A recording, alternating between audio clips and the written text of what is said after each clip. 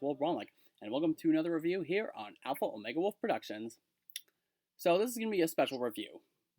In honor of the legacy and memory of the late Joel Schumacher, I think it's fair that we take a look at one of his best works ever. We're going to be talking about The Lost Boys. This movie is about two brothers who move to Santa Carla, and they encounter a gang of vampires, and it's about as crazy as you can expect. And to help me is the guy who actually recommended we do this, Jessup. Hello. So I had seen this movie many times. This was Will's first time. My first time. So I went into the movie completely blind, not knowing a thing on what was going to happen. Yeah. I love just trying to predict who the head vampire was. Yeah, we'll get to that. We won't give anything away for anybody who hasn't seen the movie. The only movies I've seen of his were the two Batman movies. I know that's not really much, but I know he's done some good stuff, and I've wanted to check him out for some time. So I figured this would be a good time to look over one of his best works, as stated before. And after seeing this, I have to admit, this movie was a lot of fun. I really enjoyed this one. Yeah, I always joke that it's pretty much gay Twilight, which it's really not. It's No. much better than Twilight. Yeah, definitely. It's in the 80s, and honestly, I only say it's gay Twilight because the villain and the older brother, Michael, have more chemistry than Michael does with the yes. vampire.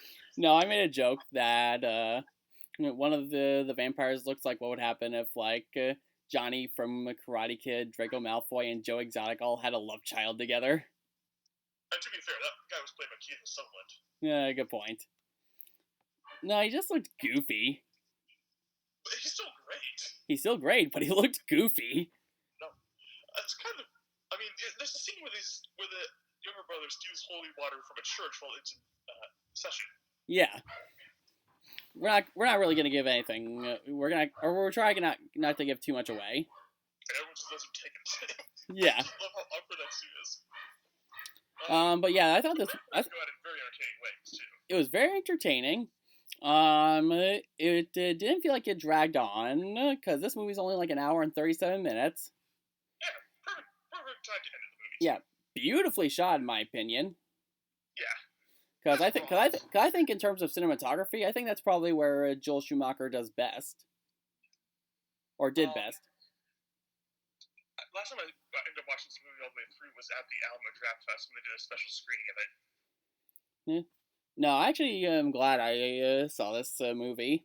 Yeah. But also, anyways, when they were doing it at the Alamo, they had like special special root beers for like what the grandfather liked before he was served on the side. Yeah. They used to like blow up saxophones, vampire fangs. Let's see. What else can we talk about with not giving too much away? The saxophone guy. Yes, the saxophone guy was a lot of fun. There are two characters in here that are very entertaining that get along with our main lead, or one of our main leads. The brothers. Corey Feldman was one of them. Yes, Corey Feldman, who we know as Donatello from the Teenage Mutant Ninja Turtles. Yes. Anyways, so there is two sequels that Schumacher thankfully did not do. Yeah. These were both direct DVD. They both have 0% on Rotten Tomatoes. I have not seen either of them yet, but I know they follow Corey Feldman's character and his brother. Now, this movie is a lot of fun. It's well aware of what's trying to accomplish. Yeah. We'll have to review the sequels at some point. We will. But yeah, it's pretty much aware of what it's trying to accomplish. It's basically a horror comedy, not anything you're supposed to take super seriously. Yeah. And they do mess around with the vampire mythos a bit, kind of like what Twilight did, but this I accept because it all works in the end. Oh, definitely. The payoff is so worth it. Yeah. I just love it. It's not blank. No. Yeah, you were in disbelief at first. Yeah. Is there anything else that you wanted to add in? Um,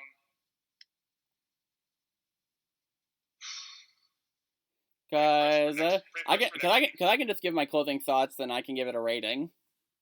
Yeah. Just I have one thing to say after that. All right. So overall, it's well shot. It's pretty entertaining at times. Sure, they threw around with some vampires mythos, as Jessup stated before. But overall, I think this is easily one of Joel Schumacher's best movies. I'll check out some of his other ones down the road. And I know he's done some other good stuff. We can't really basically just associate him with the Batman movies. Yeah, you're missing a whole chunk of his career. My dad said he really likes a movie called St. Elmo's Fire, which I have not seen yet. Yeah. I'd like to check that out someday. So for my grade, I'm debating whether to give it a B or a B plus, mainly because it's kind of aware of what it's trying to accomplish. A minus. What? For me, it's an A minus. A minus. But I definitely recommend seeing this movie, and it's actually something I don't mind seeing again, just to see how bonkers it is. Yeah, it's fun to introduce people to this movie too. Yeah. Introduce your dad to this movie, Will. See what he thinks. I will. I'll try to show it to both my parents at some point. So, is there anything else you wanted to add in before we close? Yeah.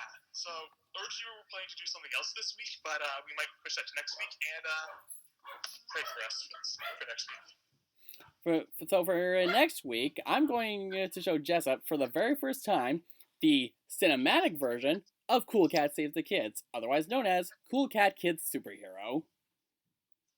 Pray for us. I have watched the Bob Shea review of this. I've tried watching. I can't. The clips he shows, I can't even finish his review, even though I like it. You just can't bear through sitting through the whole movie. Just the clips, yeah. I'm scared. So that just about does it for this movie review. If you guys did enjoy this video, then be sure to give it a big thumbs up. And if you're new to the channel, subscribe for more content.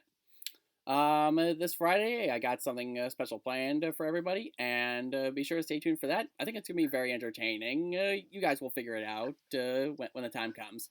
And then we're going to do a review of Cool Cat Kids Superhero, and actually have a list of movies that I want to review at some point that I will definitely get to. So, part 3 of the Final Fantasy VII live stream will be this Sunday. Yep. So, until next time, see you there, posse.